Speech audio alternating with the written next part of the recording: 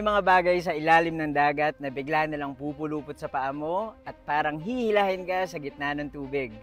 Na-experience ko na to at hindi maganda yung pakiramdam. Story time! Matagal nang kinikwento sa akin nung bata pa ako yung mga giant octopus. Siyempre dati hindi ako naniniwala hanggat hindi ko nakikita. Ang iniisip ko, tinatakot lang ako ng mga matatanda.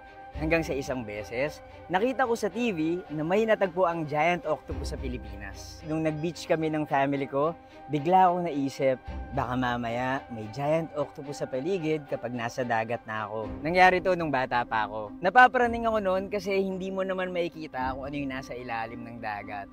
Pero syempre, tuloy pa rin ako sa swimming. Iniisip ko, hindi naman pupunta sa mababaw na parte ng tubig yung giant octopus.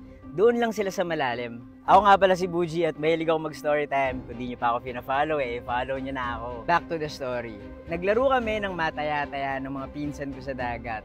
At habang tumatakbo ko, biglang may humawak ng binti ko sa ilalim ng tubig. Natatawa pa ako ng umpisa kasi iniisip ko, merong sumisid para lang tayain ako.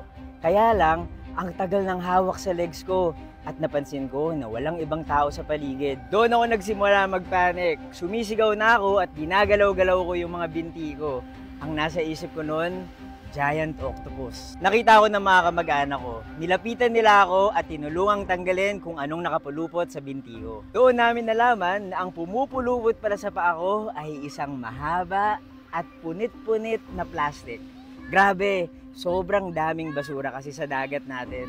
Very harmful yung mga plastic natin. Hindi lang para sa mga nabubuhay sa ilalim ng dagat, kundi nakakapraning din to para sa mga taong may thalassophobia. Kaya please lang, utang na loob, itapon nyo ng maayos ang mga basura ninyo.